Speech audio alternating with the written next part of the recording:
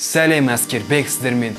Бүгінгі біздің видеомыздың басты себепшісі бұл миллиардер, филантроп, SpaceX, Tesla, SolarCity, PayPal атты алып компаниялардың басшысы, есімі аңызға айналған Илон Маск. Сонымен бірге зымыранның бірінші сатысын ғарыштан жерге сәтті қонуын іске асырған Илон Маск Мексикадағы Гвадалахара қаласында Марсты қоныстануға арналған ITS жоспарын ұсынады. Жоспар бойынша Марста шағын қала қонысы құрылып, жарты ғасырда уақыт ішінде Марсқа миллион адамды көшіруге болады. Илонның ойы былай: егер адамдар басқа планеталарды отарламаса, олардың жерде болашақ жоқ, өйткені ертеме кешпе барлық адамның басына қиямет күні түседі деп есептейді. Осы жоспар үшін бізге ең қолайлы планета бұл Марс. Бірақ неге Марс? Бізге ең жақын планета Шолпан ғой. Неге Марс деп ойлаған боларсыздар? Қазір бәрін түсіндірем. Иә, бізге ең жақын планета бұл Шолпан. Бірақ онда өте ыстық, орташа температура шамамен 450 градус, ал Меркурий күнге тым қатты жақын орналасқан. Юпитер, Сатурн секілді планеталар және олардың серіктері тым алыс. Сонда бізге ең қолайлы планета бұл Марс.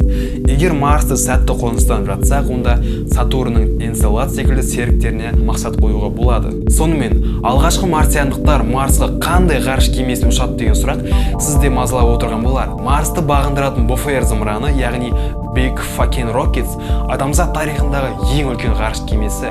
Оның алғашқы сатысының ұзындығының өзі 77 метр, ал ғарыш кемесін қосқанда 122 метр. Елестетің, соның ұзын болған соншалық ол футбол алаңынан да үлкен. Алғашында 100 адам кеменің екінші сатысына өтеді. Кейін бірнеше тексерулерден өткен соң, бұрын соңды адамзат тарихында болмаған көрініс басталады. Кеме жерден сағатына 9000 км жылдамдықпен ғарышқа шығады. Кейін бірінші сатысы бөлініп, жерге қарай бағыт алады. Ал кеменің өзін гравитация жерге тартып кетпес үшін төмен жылдамдықта қозғалысын жалғастырады. Сол кезде бірінші сатыға танкерді түйістіріп, қайтадан орбитаға шығарады. Былай қарасақ, танкер мен кеменің сыртқы пішіндері өте ұқсас, бірақ танкер толығымен жанармай багы.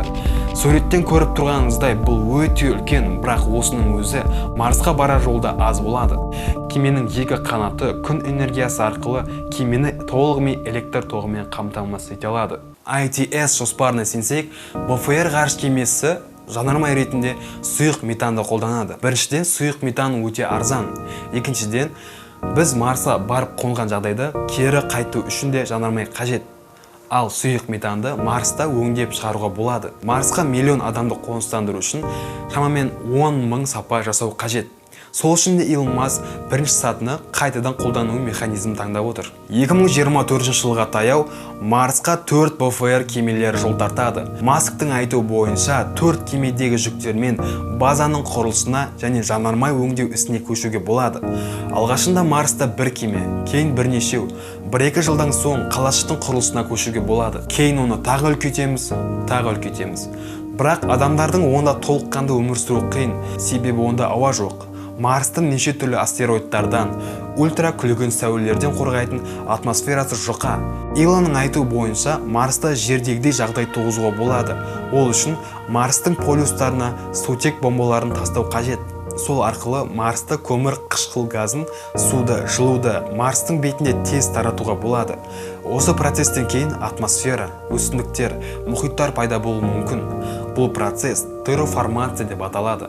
Илон Масктың IT жоспары тек Марсты қоныстанумен ғана шектелмейді. Ол әлемге өзінің жаңа жолаушы тасымалдау тәсілін ұсынды. Илон шынымен қайталанбас новатор, себебі ол әлемнің бірінші бөлігінен екінші бөлігінен дейін бар жоғы 30 минуттың ішінде тасымалдай алады. Бірақ тасымалдау барлығымызға таныс ұшақ арқылы емес, әлем көрмеген ғарыш кемесі арқылы. Мысалға, Нью-Йорктан Шанхайға дейінгі арақашықтық 11897 км. БФР-дің алатын максималы жылдамдығы сағатына 27 000 км.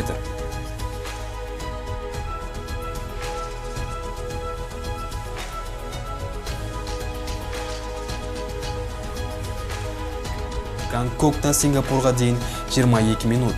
Лос-Анджелес Торонто 24 минут. Бангкок Дубай 27 минут. Токио Сингапур 29 минут. Лондон Дубай 29 минут.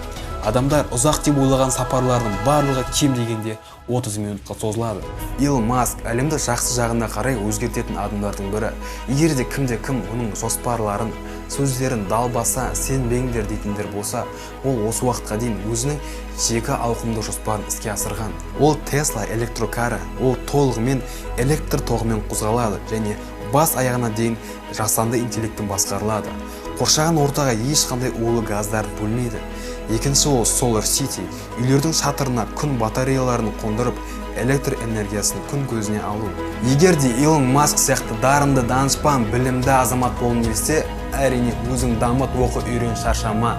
Видеоның жасалуына көп уақыт жұмсалды, сол үшін тегін лайкты аямай басып кетейік және каналға тіркелеміз. Және қалай ойлайсыздар, болашақта Марсты қоныстанып, бөтен планеталарды игерген дұрыс па? Әлде барлық қаржыны жердің жағдайын жақсартуға жұмсап, осы жер шарында отыра берген дұрыс па? Өздеріңіздің ойларыңызды комментарий жазыңыздар. Мен барлығына оқимын. Егер қызықты сауал болып жатса, мен де қатысам. Және біздің ВК группамызға, менің Instagram тіркелуге ұмытпаймыз. Барлық жаңалық сонда. Әдеттегідей сіздердің болғанмен Әскербек, өзің дамыт, сау болыңыздар. Заттарын жина, Марсқа кеттік. Бақыттымын, бірақ мен бүгін өкінбеймін. Бақыт іздеп таптым мен бүгін, мен жердемін. Жасап алдым ғарышты мен жерде, жұлдыз болып жүрмін мен.